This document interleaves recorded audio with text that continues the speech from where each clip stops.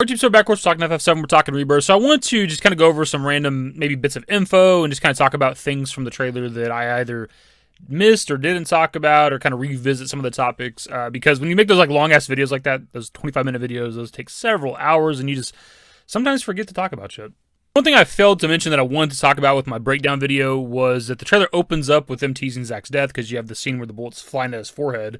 And it's just a straight front shot of Zack, and then it ends with a similar scene with Aerith, right? Where she's praying, opens up her eyes, it's a front shot, you see the feather falling, the whispers in the background, and that slight camera pan up before it cuts to black. We won't ever leave. Please. It is something that I tweeted out like the day I was doing the trailer breakdown video, but again, I just kind of failed to talk about it. But I wanted to point it out, though. I meant to talk about it, about how, like, there's an obvious parallel there. For one, like, Aerith and Zack's relationship, their connection, all that other stuff. But also the trailer opening up with Zack's death scene, or potential death scene, and then also it's ending with Aerith's death scene, or maybe, if they decide to go a crazy-ass route, her potential death scene. Moving on from that, I do want to talk about Sid. We talked about him, obviously, with the trailer breakdown, about his mannerisms in the trailer being kind of weird. A lot of people... Is there anything I can do for you? I want to help. People did, say that it's a very brief moment. It's one line of dialogue. We don't know when it's taking place, all that stuff. But we did also mention all of that in the trailer breakdown.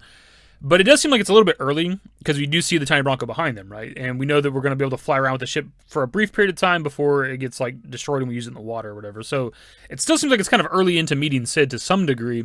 Also seen it said by people that, when it came to OG FF7, Sid was always nice to Aerith, which may be true. I don't know. Aerith's not often in my party, mostly because she dies, right? I just never really used her growing up. It was always the dude party, and then I might dabble with some other characters as I got older. But it's not other than a trophy run where you got to get her limit level to 4. I don't ever really use Aerith, so I can't really vouch for that. I don't know if he is or isn't. I mean, maybe there's a way to pull up the dialogue for that. I don't know. I've also seen it mentioned that potentially Sid's acting the way he is in the trailer because of Aerith. Her, giving him the knowledge or whatever she does to Red 13 and Marlene to kind of calm them down. Maybe it's possible she does the same thing to Sid.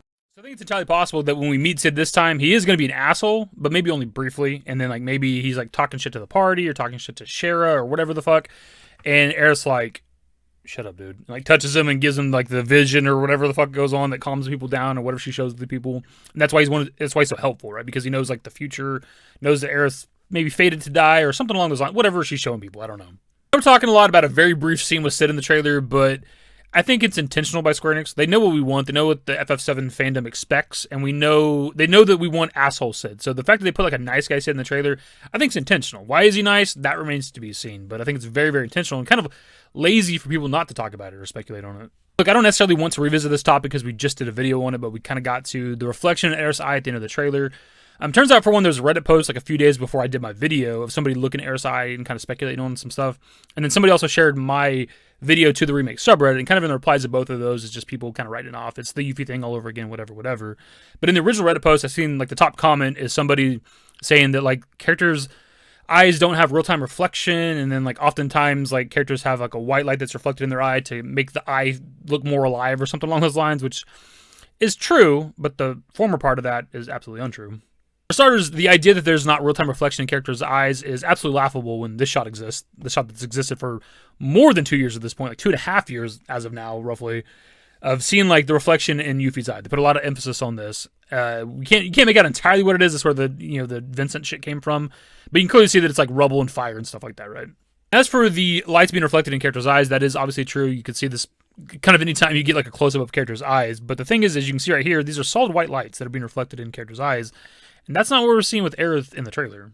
As I already pointed out with my video I did yesterday, the thing that's reflected in her eyes comes in. It's not there already when she opens her eyes. It's not already being reflected in her eyes to give her eyes life or whatever, right? I'll slow down as much as I possibly can just to kind of get this point across. When she opens her eyes, you can even see, in the bottom left of her pupil, a light that's being reflected, right? That's there, right? But it doesn't move around at all. It's stays right there, the same size, same shape, all that shit. Whereas the thing that comes into her eyes, spawns in, essentially, man. I don't know how you can even deny that this isn't something.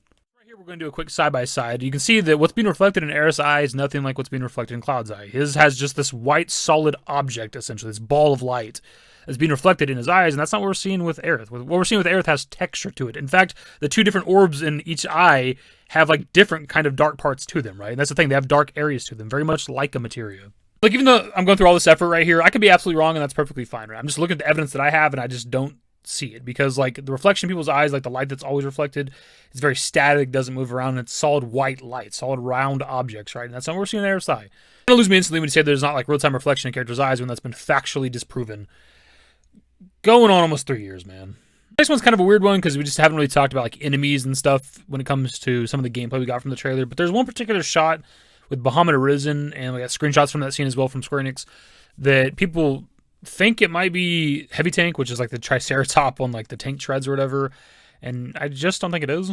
So here's a particular screenshot, and the enemy people are talking about is in the bottom left. But if you do just like a side-by-side of Heavy Tank, it just looks nothing like it, man.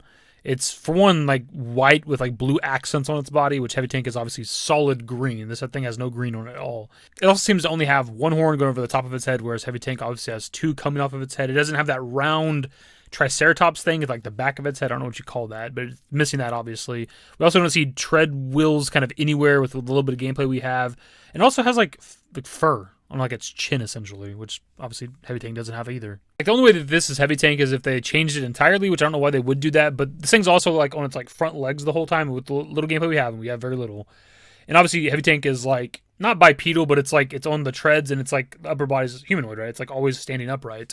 So maybe it's possible that if this is Heavy Tank, they changed it a lot, and maybe you can break the round thing on its fucking head, kind of like you break like the horns on Abzu or whatever. Maybe that's a possibility. Maybe you can break the tank treads if that's a possibility as well, and that's why it's on its front legs or whatever. But it has like stubby front legs, whereas obviously Heavy Tank's got like big ass like human kind of arms, right? So I just don't think that's what that is. I don't know what it is though either. I say that because like you can go on FinalFantasyKingdom.net and like look at all the enemies in the game, like non-boss enemies and also the bosses in the game. And I just don't see anything that this looks like, so I don't know what it is exactly, to be honest. Maybe it's a brand new enemy, or it's like a modern interpretation of an enemy that just, it doesn't really look like it's like FF7 PS1 counterpart. I don't know. I will say that looking at the image, the background does look like the Gongaga reactor, and it just hit me right now that maybe this could be like a smaller version of Heavy Tank. Obviously, we have Abzu with his little like Abzu babies. I can't remember what they're called off the top of my head. So it's possible that this could be like a baby Heavy Tank, and then like Heavy Tank is like the actual boss of the area, right? I know I'm spending a lot of time on this, and it's so like irrelevant, but I just think like Heavy Tank, if they're going to show it off at all in a trailer, would be get like a big reveal, kind of like Hell House, right? Because when you have somebody that's played FF7, if they think of like the weird ass enemies from the game, they think of like Hell House and Heavy Tank. Those are like the two that get brought up a lot of the times, and obviously Hell House got like a big reveal in one of the trailers for Remake. I don't remember if it was like TGS trailer or something else. And I feel like they'd do the same thing for Heavy Tank. They wouldn't just like throw it away like in this really small, tiny, quick reveal. Like they put emphasis on it if they're going to show it at all, but they've kind of not really shown any of the Gongaga shit, and that's kind of interesting, right? Because it's obviously an important location. It's technically optional with the original FF7, but you're forced to go there at least at one point, but it's obviously Zack's hometown. And other than like slight teases of what looks to be maybe the Gongaga reactor kind of area, we haven't really seen anything for Gongaga, so they might not show off Heavy Tank at all. Maybe they want to like save it for like when you play it in the game, maybe. I don't know. Now that we're actually talking about it, I do wonder how they're going to handle the location, as in, is it going to be like technically optional, or are they going to like force you to go there in the story? And when we get there, I don't know what's going to happen. Because with OGFF7, if you have Tifa and Aerith in the party, you get a unique scene where they talk about Zack, right? Like, you go to Zack's parents' house, they name drop Zack, they ask if you know who Zack is. Aerith goes outside the house and, like, kind of spills what all happened between her and Zack. And when it comes to the remake project, they make it seem like Cloud can't hear Zack's name, right? With the park scene we get with Aerith and Cloud, where she says his name, but he gets, like, the headache or whatever. So I don't know how they're going to handle that piece of dialogue if we get that in Rebirth when we get to Gongaga, but maybe it's possible that when we get to Gongaga, that's where Cloud learns who Zack is, because we know that he finds that out in this game. We have that from the Japanese initial trailer we got, like, however long ago, where he says Zack's name. And the line is like, you were here with me 5 years ago, where are you now, Zack, or whatever. It's possible, thinking back on that line now, I've always thought of Nibelheim, but it could be Gongaga, because obviously Zack carries Cloud like across the globe almost, but they do go to Gongaga in like chapter 9 in Crisis Core, if I'm not mistaken. So it's possible that maybe that's where Cloud starts remembering who Zack is. That'll just about wrap up the video, my dudes. I just want to talk about a few other things, kind of revisit a couple of topics, talk about a little bit of things that I missed here and there. I don't know what we're going to talk about kind of going forward. I don't know if there's anything else from the trailer that we can really derive. I don't know if there's any other interviews or anything out there that we can talk about, but we'll figure it out as we go. Anyways, that's the video. Subscribe to the channel if you guys are new. Social networks in the description below. Follow my Twitter, @DaveYT. That's it. Bye. Used to care what people thought, but now I care more, and nobody out here's got it figured out. So therefore, I've lost all hope of a happy ending, depending on whether or not it's worth it. So insecure, no one's perfect. We spend it with no shame. We blow that like Coltrane. We in here like low gain or leave it like Cobain.